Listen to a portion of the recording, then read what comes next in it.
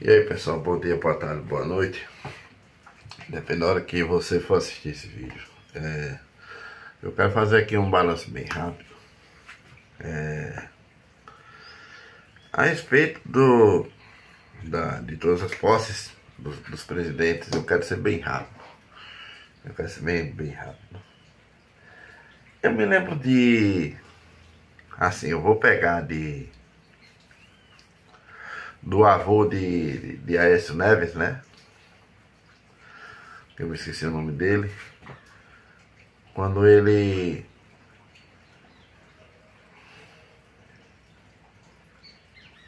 não sei, não me lembro assim, quando ele perdeu a eleição, ele passou como é que se diz? Impulsou o presidente interino, que foi o José Sarney, né? Quem votou no avô de Aécio Neves e perderam, ninguém fez baderna, ninguém fez manifestação, ninguém fez manifestações, ninguém fez. Todo mundo concordou, perdeu, vamos trabalhar, né? José Sarney ganhou, conduziu o país durante 4 anos. Eleição de 1992, competiram Lula, Fernando Collor, e teve outros candidatos que eu não me lembro mais. Fernando Collor ganhou. Ninguém fez manifestação contra Fernando Collor. Perdeu, foi trabalhar, foi para casa. Fernando Collor ganhou a eleição, né? Tudo bem. Nós que perdemos ficamos calados. Passou Fernando Collor, Collor teve como é que se diz, o impeachment, sofreu impeachment, né? E passou para Itamar Franco. Itamar Franco conduziu durante 2 anos, né?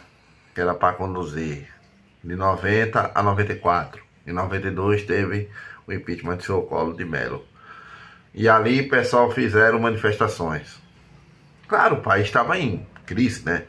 Um presidente daquele, né? Teve muito quebra-quebra, não vou mentir não. Teve muito quebra-quebra. Aí em 94 competiu quem? Fernando Henrique Cardoso, Lula novamente, Dr. Enéas Carneiro e outros. Ganhou Fernando Henrique Cardoso. Aí no lugar da gente protestar que a gente perdeu, o que foi que a gente fez? Vamos para casa. Cada um vai tocar sua vida. Em 98 foi a mesma coisa. Fernando Henrique se reelegeu. E a gente baixou a cabeça e fomos para casa. Nós não fizemos manifestações a ponto de fazer quebra-quebra. A gente não fez isso, nem quebra-quebra e nem se manifestar a favor de Lula, a favor dos outros candidatos que também perderam. Fernando Henrique mandou mais 4 anos, foi para 8.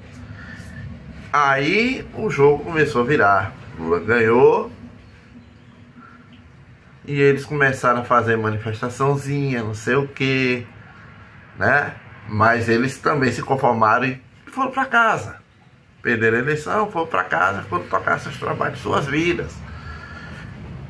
Aí foi 2002, 2006, 2010, 2014 e 2018. Ninguém se manifestou quando perdeu. Aí quando caiu nesse presidente irresponsável chamado Bolsonaro, ele perdeu.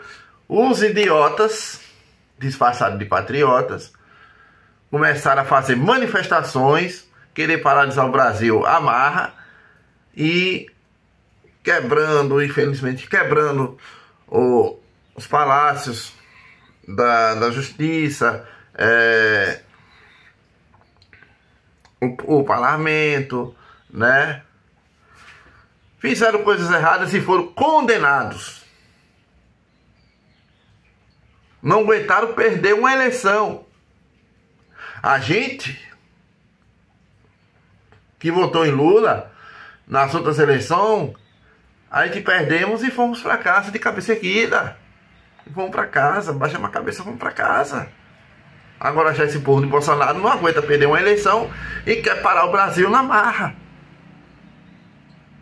discordando do final da eleição. Discordando.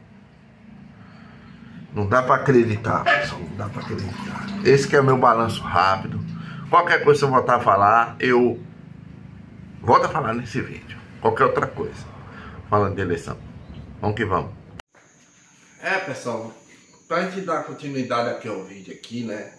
Eu tava falando sobre o quê? Eu acho que era alguma coisa relacionada à política. Isso mesmo. Relacionado às eleições. Presidencial. Eu tava falando sobre isso, né? Agora que eu me lembrei. Quando teve as eleições para presidente, o senhor Jair Messias Bolsonaro, ele debochou, ele duvidou das urnas eletrônicas. Não foi só ele não, foi todo o grupo dele, dos partidos encostados ao PL, né? Os partidos que estavam lá apoiando a base do governo à época, eles diziam que as urnas eram fáceis de ser fraudadas. Olha o absurdo, o tamanho do absurdo desse povo. O tamanho do absurdo desse povo. Até que ponto eles chegaram de colocar um monte de pessoas, né, na capital federal, que é Brasília, logo na capital, de frente aos palácios, para fazer greve, para fazer protesto. Só que esses protestos que eles fizeram foi baderna, para colocar o inelegível no poder à marra. Ali foi o acúmulo do absurdo. O acúmulo do absurdo. Eu já duvidava. Que tinha coisa errada por detrás daquelas greves. Quebra. Olha, teve de tudo. Quebra. Dano ao patrimônio público. Porque isso aí gerou cadeia para meia dúzia de gatos pingados. Gerou cadeia para eles. E ainda tem gente que diz: é um absurdo o ministro condenar a 17 anos de cadeia. Gente, quem fez coisa errada tem que pagar. Tem que pagar conforme a lei manda. Entendeu? Você que está aí do outro lado, você não tem o direito de danificar nada. Nem de quebrar uma coisa que não é seu. Vocês entenderam como é que é? Eu parabenizo sim a atitude que o novo governo, tomou sobre esse povo. O governo Lula tomou sobre esse povo. E aos ministros que tomaram atitude e coragem. Porque não é possível uma coisa dessa passar em branco. Vários atentados que tentaram sobre o Estado Democrático de Direito.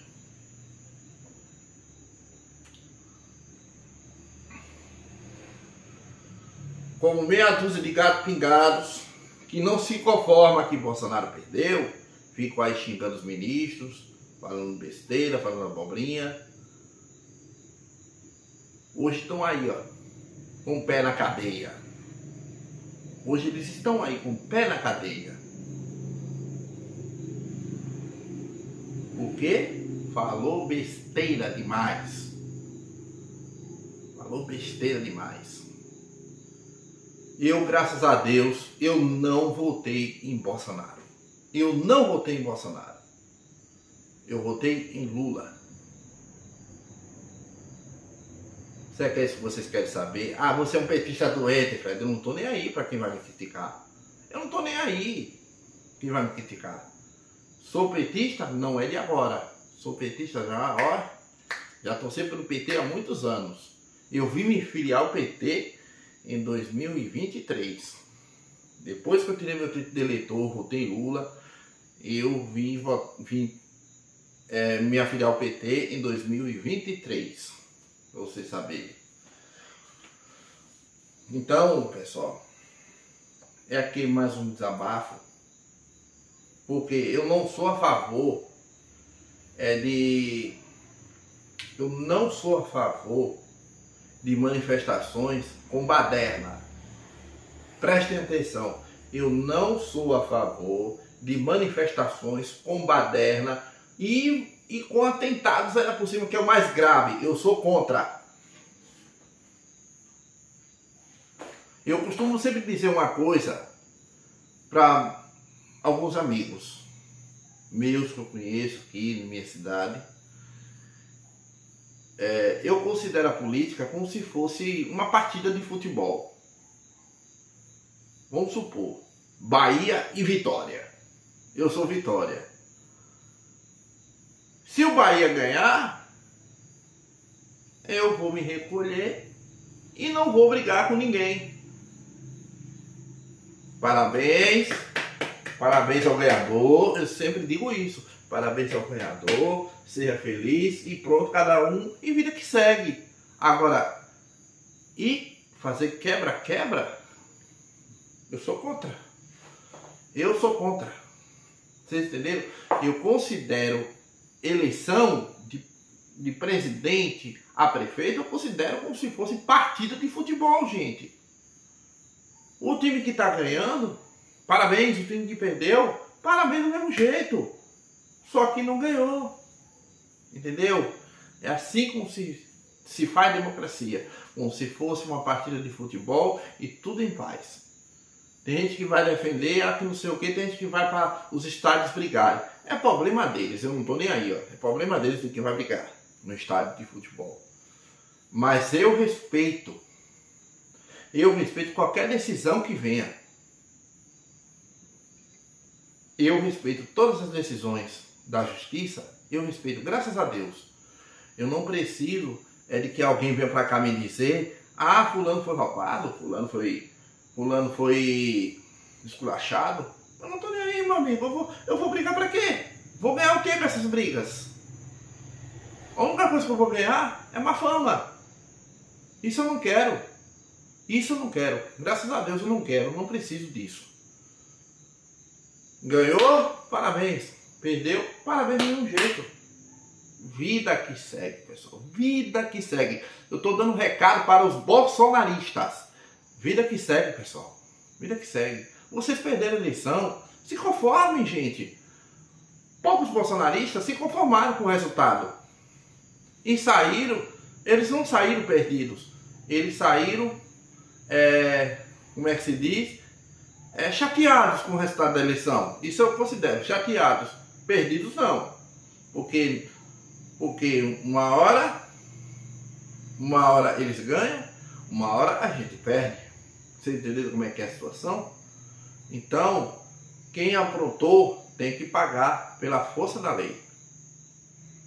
Esse povo que foi lá para Brasília, foi lá fazer quebra-quebra, fazer manifestação, como eles dizem que foi manifestação, na minha opinião foi baderna que eles foram fazer, eles têm que pagar e sentir o peso da justiça nas costas.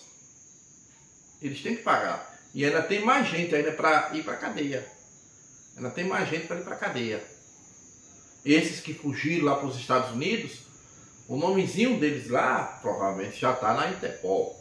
Eu acho que já está, não tenho certeza, mas acho que já está. Só está esperando a hora de pegarem esses caras por lá, olha. Chilindró, meu amigo. Ou então mão para trás, baixa a cabeça e olha, devagarzinho, tirando o seu rabinho do fogo. Viu? Um forte abraço e tchau, tchau. Até os próximos vídeos. Foi um desabafo que eu fiz aqui para vocês. Foi um desabafo. E outra, eu não sou a favor de baderna. Eu não sou a favor do terrorismo. Eu não sou a favor das guerras. Eu sou a favor da paz.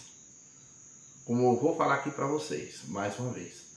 Qualquer que seja o resultado de uma eleição presidencial ou de uma eleição para prefeito, eu sempre digo, vida que segue. Entendeu como é que é a situação? Vida que segue. Não vou desanimar nem baixar minha cabeça. Claro, eu vou ficar triste, vou ficar chateado, chorando. Tudo bem. Mas depois passa. É só respirar fundo. E passa a sua raiva. Ok? Agora, a eleição aqui do Conde, quantas eleições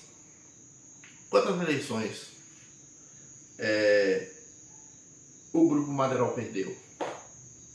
O Grupo Madeirol perdeu 3 eleições. 3 eleições.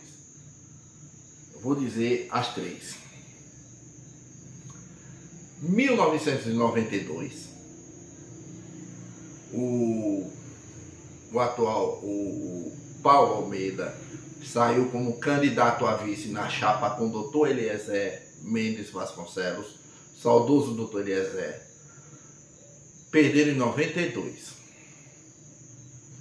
Eles perderam depois de muitos anos em 2016. Quem perdeu em 2016? Marli, que era a atual prefeita.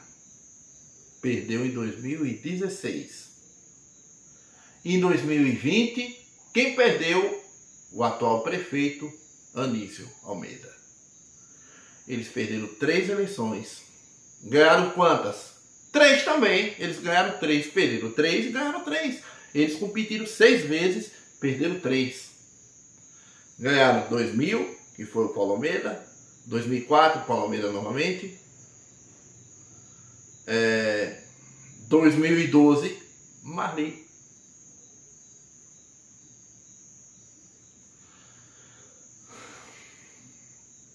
Isso mesmo, Marli ganhou em 2012.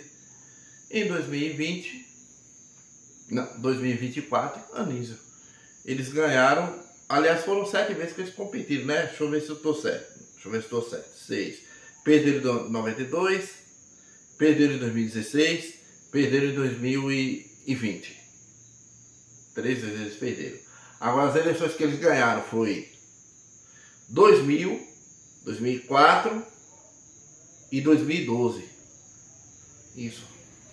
6 vezes, não foi 7 não. A eleição de Antônia Lilde não conta, pessoal. Não conta, não estou contando aqui a eleição nem de Antônia Lilde e nem de Dudu.